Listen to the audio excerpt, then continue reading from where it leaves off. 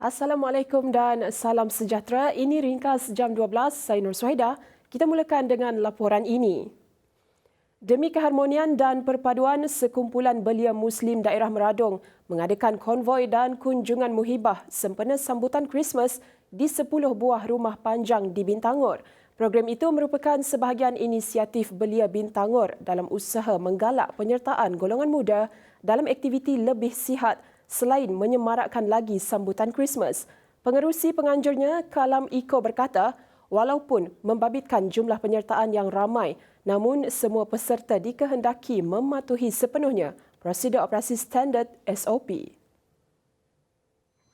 Okey, untuk program yang kita jalankan pada hari itu tadi yang melibatkan belia-belia yang telah bersama-sama kita untuk pelbagai program sebelum itu. So, yang melibatkan belia daripada umur 15, seawal 15 hingga umur 30 tahun dan 40 tahun. So, Alhamdulillah, bila kita bergerak tadi bersama-sama, kita melihat macam ni sidak kawasan berkenaan, sidak rumah panjang, menyambut mesra juga kita yang datang. Walaupun dalam keadaan SOP, kita boleh berkumpul rami-rami. Sidak tu macam saya dah berkira, saya dah 1-2 untuk menerima kita datang ke rumah panjang. Kalam berkata, program ringkas tapi penuh makna itu meliputi jarak kira-kira 10 km dan semua peserta perlu menaiki feri untuk ke kawasan perkampungan Iban di seberang Sungai Bintangor. Selain menggambarkan keharmonian, program itu juga memupuk semangat perpaduan sekaligus menjadi contoh pada generasi akan datang. Kita akan cuba memastikan aktiviti yang melibatkan semua kaum macam tu dan yang menghasilkan perpaduan yang utuh di kalangan kita sentiasa berterusan, bukan sekadar masa Christmas, dan kita cuba kelak seperti yang kita telah buat sebelum tu, musim raya, musim gawai, kita tetap molah program bersama-sama macam tu. So Alhamdulillah juga YB kita pun beri support kepada program-program macam tu, walaupun mungkin support daripada kewangan ya, YB dah salurkan dalam masa setahun ataupun untuk setengah tahun, tapi support YB dari segi semangat ya, dari segi galakannya sentiasa ada untuk kita. Seramai 22.8 juta individu atau 97.6% populasi dewasa di negara ini telah lengkap menerima suntikan vaksin COVID-19 setakat 26 Disember. Berdasarkan data Kementerian Kesihatan KKM melalui laman COVID Now, seramai 23.1 juta individu atau 98.9% daripada golongan itu telah menerima sekurang-kurangnya 1 dos vaksin. Bagi populasi remaja berusia 12 hingga 17 tahun pula, sejumlah 87.2% atau 2.7 juta telah melengkapkan vaksinasi, manakala 2.8 juta individu atau 90.2% menerima sekurang-kurangnya 1 dos vaksin COVID-19. Sementara itu, statistik harian menunjukkan sejumlah 64,283 dos vaksin telah diberikan, melibatkan 62,022 dos penggalak dengan 1,411 lengkap dos dan 850 dos pertama. Perkembangan itu menjadikan jumlah kumulatif pemberian vaksin menerusi program imunisasi COVID-19 kebangsaan PICK meningkat kepada 56.8 juta dengan 5.4 juta daripadanya adalah dos penggalak. Kerajaan Sabah menetapkan pengembara dari 11 negara untuk menjalani kuarantin wajib sebelum memasuki negeri itu berkuat kuasa 28 Disember ini.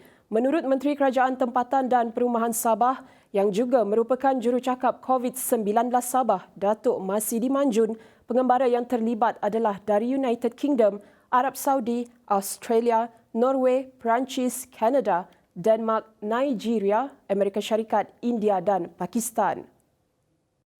Sementara itu, Masidi berkata, Sabah merekodkan 108 kes COVID-19 pada Ahad dan menjadikan jumlah kumulatif sebanyak 239,590 kes dengan 1 kematian dilaporkan di Kota Belud.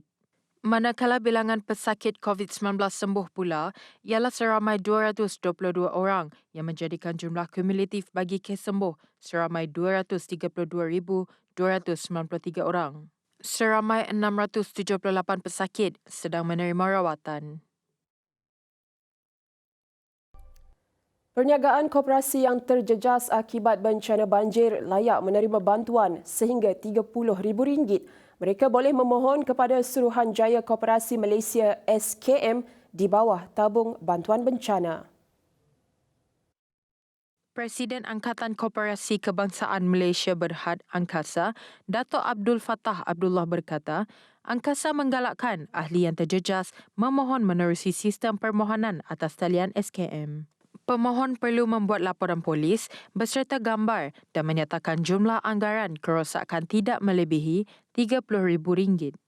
Sekiranya ada perkara-perkara yang lain, ada masalah tentang nak adakan persidangan, ada masalah tentang nak mendapatkan lapor audit dan sebagainya, boleh rujuk dengan SKM lah, minta pertimbangan supaya pihak kerajaan akan bantu macam mana untuk kita selesaikan. Sebab biasanya hujung-hujung tahun ni koperasi akan menyelesaikan persidangan agung tahunan mereka lah. Jadi ini sebahagian besar ada mereka yang terjejas boleh report dengan Suruhanjaya Koperasi. Agensi Pengurusan Bencana Negara NADMA mengarahkan Jawatankuasa Pengurusan Bencana Negeri JPBN bagi Sabah, Sarawak dan Johor mengaktifkan Pusat Kawalan Operasi Bencana PKOB masing-masing serta-merta. NADMA turut meminta PKOB bagi Terengganu, Kelantan dan Pahang bersedia menghadapi kemungkinan banjir berikutan hujan dijangka berterusan di antara 30 Disember ini hingga 1 Januari 2022.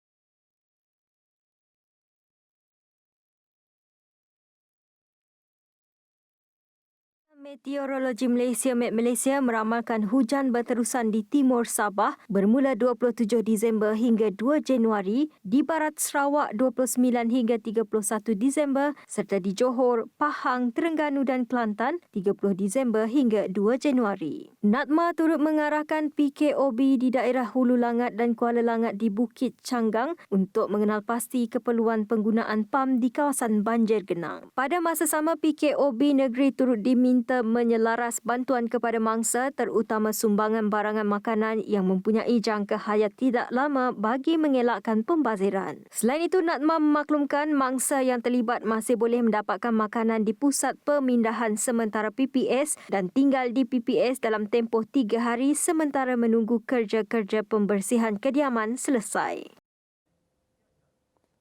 Dalam pada itu, pengasas SPK Group Dr. Satya Prakash Nasarajan yang juga merupakan seorang doktor turut turun padang membantu mereka yang terjejas teruk akibat banjir.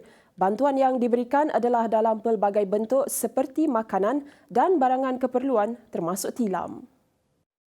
Semua staf SPK kita bekerjasama, kita tolong apa yang kita boleh. So saya minta semua orang, kalau boleh tolong apa yang boleh. Tak kisah dia dalam bentuk apa, kita tolong. Macam contoh saya bagi Seri Muda, kita perlukan bot, kayak, kita bagi di Carlton, dia bagi 50% off. Itu pun katakan sumbangan yang kita tak terfikir. Selain itu, seramai 20 orang kaki tangannya turut membantu membersih kawasan yang terjejas dengan banjir lumpur. Walaupun kita fokus kepada perubatan, tetapi kita ada juga untuk CSR untuk menolong semua penduduk setempat seperti membersih ataupun memberi makanan lah. Sementara itu, mangsa banjir yang dibantu meluahkan rasa terharu apabila ada pihak yang sanggup datang membersihkan kawasan mereka. Lagipun sini orang doktor, medical, SP, serta yang grup mari dia orang cuci ini tempat, semua orang tolong juga. Semua orang mari tolong. Orang India banyak orang mari kita tolong. Lagi orang Melayu pun ada orang tolong juga. Semua orang mari kita ada tolong juga. Sedikit perkembangan sukan. Juara 5 kali Thailand mengesahkan tempat di perlawanan akhir kejuaraan Piala Persekutuan Bola Sepak ASEAN AFF 2020 selepas mengikat juara bertahan Vietnam 0-0 pada aksi separuh akhir kedua di Stadium Nasional Singapura malam semalam. Namun dengan bekalan kemenangan 2-0 diraih Thailand pada saingan separuh akhir pertama yang berlangsung Khamis lepas, sudah cukup melayakkan skuad Gajah Perang itu beraksi di final sejak menjuarai edisi 2016. Pada aksi tersebut, Vietnam yang dikendalikan Ketua Jurulatih Park Hang-seo memberikan amaran seawal minit keempat menerusi percubaan penyerang Nguyen Tien Lin yang tepat ke penjaga gol Chat Chai But Prom dalam usaha mengurangkan defisit jaringan secepat mungkin. Momentum Vietnam yang gairah melancarkan serangan ke kubu pertahanan lawan terhenti kira-kira 6 minit pada pertengahan babak pertama apabila Chat Chai mengalami kecederaan dan terpaksa digantikan dengan Siwarak Tet Sung Noin pada minit ke-33.